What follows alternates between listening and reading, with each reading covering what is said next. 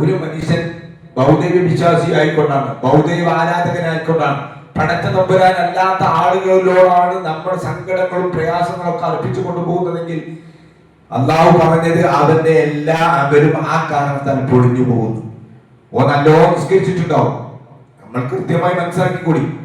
നല്ലോ നമസ്കരിച്ചിട്ടുണ്ടാവും, ഹജ്ജ് ചെയ്തിട്ടുണ്ടാവും, നോമ്പ് അനുഷ്ഠിച്ചിട്ടുണ്ടാവും, സക്കാത്ത് കൊടുത്തിട്ടുണ്ടാവും, പുണ്യകർമ്മങ്ങൾ ചെയ്തിട്ടുണ്ടാവും, ബലി അർപ്പിച്ചിട്ടുണ്ടാവും, ഉംറ ചെയ്തിട്ടുണ്ടാവും, എല്ലാം ഒരു മനുഷ്യൻ നിർവഹിച്ചിട്ടുണ്ടാവും. പക്ഷേ അവന്റെ ജീവിതത്തിൽ വിശ്വാസത്തിന് പുഴുക്കേട് സംഭവിച്ചിട്ടുണ്ട് എങ്കിൽ പടച്ച തമ്പുരാനല്ലാത്തവരോട് അവന്റെ സങ്കടങ്ങളും പ്രയാസങ്ങളും അവൻ അർപ്പിച്ചിട്ടുണ്ട് എങ്കിൽ അവന്റെ എല്ലാ അമലുകളും പൊളിഞ്ഞു പോകും.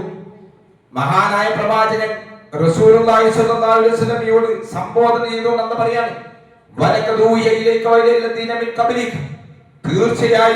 തീർച്ചയായും പ്രവാചക താങ്കൾക്ക് നാം വഴി നൽകുകയാണ്,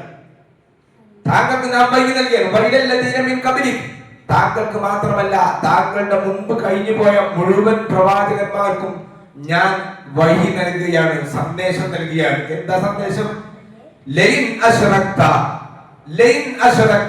ആയത്തൊന്ന് വീട്ടിൽ പോയിട്ട് അതിന്റെ തഫ്സീർ ഒന്ന് വായിച്ചു നോക്കണം. നബിയെ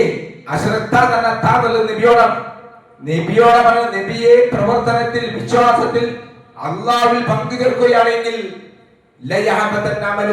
താങ്കളുടെ പ്രവർത്തനങ്ങളെല്ലാം പൊളിഞ്ഞു പോകും. നിസ്കാരം കൊണ്ട് കാര്യം ഉണ്ടാവില്ല, നോമ്പ് കൊണ്ട് കാര്യം ഉണ്ടാവില്ല, സക്കാത്ത് കൊണ്ട് കാര്യം ഉണ്ടാവില്ല, ഒരു അമല് കൊണ്ടും കാര്യം ഉണ്ടാവില്ല. കാരണം എന്താ? അവൻ പടച്ചവനിൽ പങ്കു ചേർത്തവനാണ്.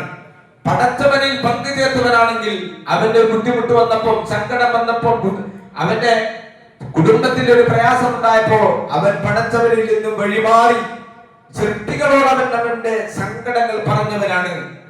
അതുകൊണ്ട് തന്നെ അവന്റെ അമലുകൾ പൊളിഞ്ഞു പോകുമെന്ന് നബി സല്ലല്ലാഹു അലൈഹി വസല്ലമയോട് പറയാണ്, നാളെ പരലോകത്തിൽ നഷ്ടകാരികളുടെ കൂട്ടത്തിൽ പെടുകയും. അതുകൊണ്ടാണ് ഇത്രയും ഗൗരവത്തിൽ ഈ വിഷയം ഓർമ്മപ്പെടുത്തുന്നത്.